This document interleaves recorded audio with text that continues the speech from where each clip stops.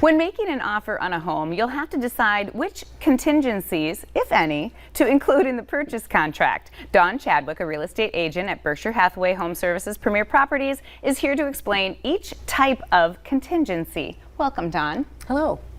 So, first of all, let's explain to people what is a contingency. Basically, a contingency is a action or something within your contract that needs to be taken care of prior to close, and it could be a contingency by the seller or the buyer.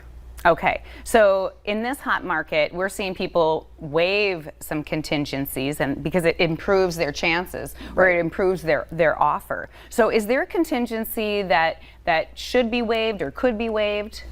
Well, we should say they shouldn't be waived, but it's the inspection contingency right now that we're seeing being waived.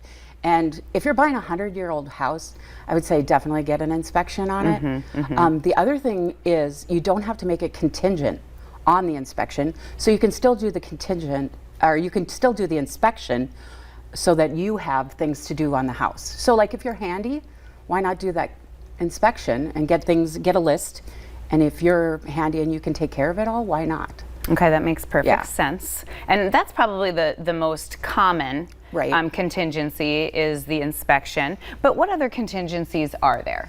The other contingencies are financing, appraisal, and insurance. So financing, you come with an offer that basically you have a pre-approval. So people think, oh, I'm good to go. Well, somewhere down the line, an underwriter or your lender could be like, nope, you're not good.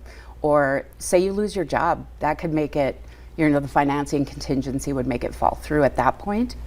The appraisal contingency is basically the bank finding out that the value is there for the house. So you want to make sure that you're not overpaying for the house. And in this market, you don't do that. It's another opportunity for you to negotiate too. So if the appraisal comes in low, why are you paying more for it? But in this market, people are doing that. So they're coming to the table with extra money. Yeah. But not everybody can do that. No, that's a good point, because I think that maybe even scares some people sometimes when they hear that, because we've been hearing that, they're getting a lot more for their home. Absolutely. So is there ever, a time that a seller would have a contingency? Yes, a seller would have a contingency. So they're selling their house, but they haven't found something to move into. So they put a subject to owner's purchase or a stop clause on it.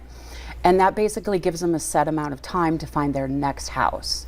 So you don't want to give them 30 days. You want to give them like 15. Okay. And in this market, they should be out looking anyway. Sure. Too.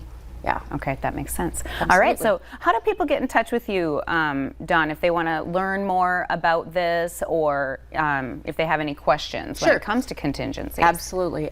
You can see me driving around in my crazy car with my crazy dogs. Oh, wow, fun. Or you can call me at 701-306-1250.